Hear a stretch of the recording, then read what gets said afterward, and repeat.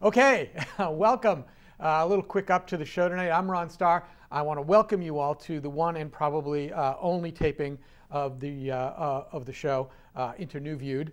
And it's a little talk show we have. And for today, first, before we even get to our guest, who's a spectacular guest today, but I really want to say, first of all, a warm welcome to the band. They're here, so a hand for the band. Okay, let's get into the interview. Most of you have seen her on TV, you've heard her on the radio, you've seen her in films. She's currently starring at After Hours. Rachel Von Heteren, who's been nice enough to join us. She's part of New and Improv, which is the organization here on Northeastern's campus. Yes, indeed. So, yeah, excellent. First of all, thanks for coming here. It's been great. I know you've got a really busy schedule. Oh, it's true. It's true. But that's great.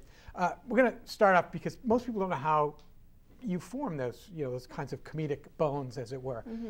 When you were growing up, were you funny as a kid? Oh, I was hilarious as a child. Did your parents think you were funny? You mentioned you had a brother. Did your brother think you were funny, or is it just you? I think how we interpret other people thinking we're funny, thinking we're not funny, it's all subjective, really. So how is a person to know whether other people think they're funny or not? And, kind of along that same line, did you have friends growing up? Of course. Really? Yes.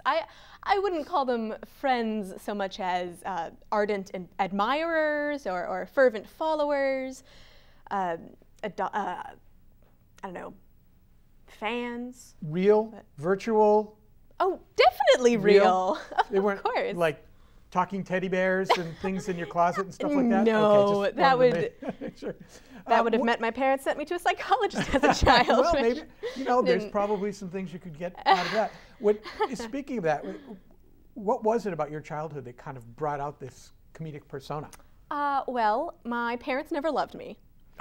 That's sad. Yeah. It's really sad. If you ask most improvisers, that's sort of the root of their need to create comedy.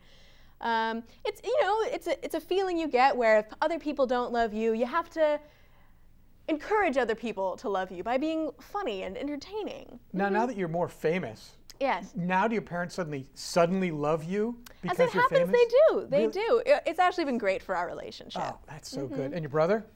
Well, that's, he's still in prison, so. Oh, that's too bad. Well, that's it. It's rough. Give me a little description of New and Improv. Let's see, New and Improv is at Northeastern University's improv team. We are 9 undergraduate students. We do shows at After Hours once a month. Let's see, we do short form improv, which is a lot of scenes and games. And we just like to have a good time and make people laugh. Well, let's try something then. Okay, so we'll do a little bit of improv, and I've never been involved. So let's say, here's this really lovely basil plant. That's your cue. What would you do with a basil plant as improv? As my suggestion, let's see. I think I'd start out a scene by talking about the basil plant, because I think that sort of creates a spark of interest for the audience. So I'd be like, well, golly gee, Earl, I ain't never seen a basil plant that is so darn wilted. I do believe that it went and died right on by itself. What are we to do? And then other members of the troupe would they'd pick up the cue, they'd go with it. Ideally, we'd figure out who Earl and my character are, where they are, what they're doing, and we'd sort of work the scene from there, hopefully pull out a few laughs, make it interesting. And I presume it wouldn't work as well if the basil plant were alive. Well, I think it probably helps that it's dead. Yeah, death is inherently funny. Yeah, exactly. I personally laugh the hardest at funerals. Yeah. It always goes over very well. Understandable, Okay. Tell us about your history with the troupe. Well, let's see.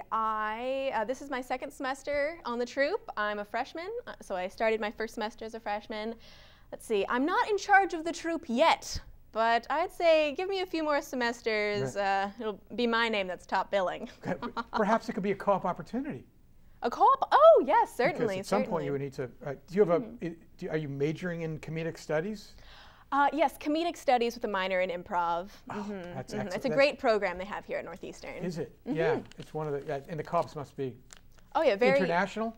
Yeah, international co-ops, very high-powered, well-paying co-ops. Does improv translate well to other countries? I mean, could you go to Nepal? Oh yeah. Or I mean, it would have to be in Nepalese, but I had an improv coach back in high school who would teach improv in Saudi Arabia. really? Oh, that's great.